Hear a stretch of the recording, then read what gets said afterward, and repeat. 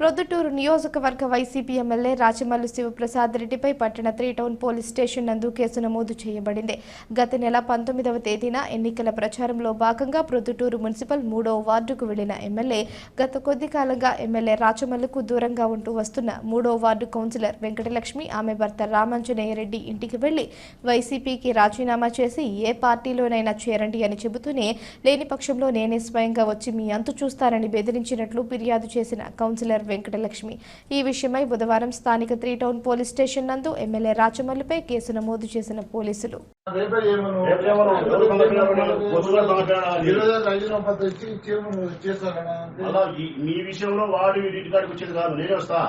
నువ్వు రాజీనామా చేయకుండా నువ్వు తెలుగుదేశం పార్టీలో తిరిగితే మీ ఇంటికాడికి నేను వస్తా